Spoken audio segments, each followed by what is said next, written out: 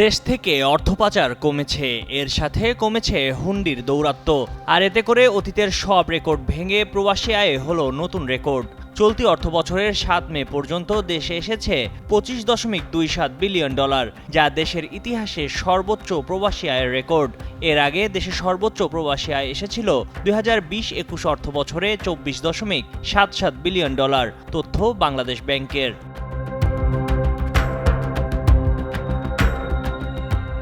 কেন্দ্রীয় ব্যাংকের হিসেবে জুলাই ২০২৩ থেকে ৭ মে ২০২৪ পর্যন্ত এসেছিল $১৯.৭২ বিলিয়ন, আর ৭ মে ২০২৫-এ প্রবাসী আয় এসেছে $১১০ মিলিয়ন। এ মাসের প্রথম ৭ দিনে এসেছে $৭৩৫ মিলিয়ন, যা গত বছরের একই সময়ের তুলনায় ২২.৩% বেশি। সে সময়ে এসেছিল $৬০১ মিলিয়ন। টানা সপ্তমবারের মতো বেস্ট টিস্যু পেপার ব্র্যান্ড হিসেবে স্বীকৃতি পেয়েছে বসুন্ধরা টিস্যু। মাসের হিসেবে দেশের সর্বোচ্চ রেমিটেন্স এসেছিল মার্চে। তখন দেশে প্রবাসী আয় এসেছিল রেকর্ড $৩29.৫৬,৩০,০০০ মার্কিন ডলার।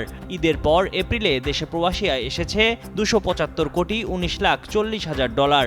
মাসের হিসাবে যা দেশের ইতিহাসে দ্বিতীয় সর্বোচ্চ রেমিটেন্সের রেকর্ড।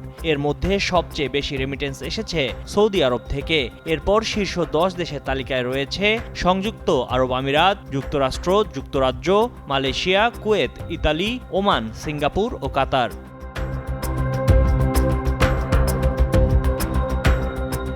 ব্যাংকাররা বলছেন, অন্তর্বর্তীকালীন সরকার দায়িত্ব নেয়ার পর হুন্ডির মাধ্যমে দেশে টাকা পাঠানোর প্রবণতা উল্লেখযোগ্যভাবে কমেছে। পাশাপাশি এখন বৈধ চ্যানেলের মাধ্যমে ডলারের বিনিময় হার তুলনামূলক বেশি হওয়ায় প্রবাসীরা আর ঝুঁকি নিয়ে অবৈধ পথে টাকা পাঠাতে আগ্রহী হচ্ছেন না।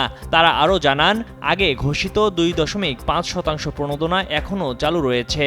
ফলে হুন্ডি ও অর্থ পাচার কমার পাশাপাশি বৈধ ব্যাংকিং চ্যানেলের মাধ্যমে রেমিটেন্স প্রবাহ বাড়ছে।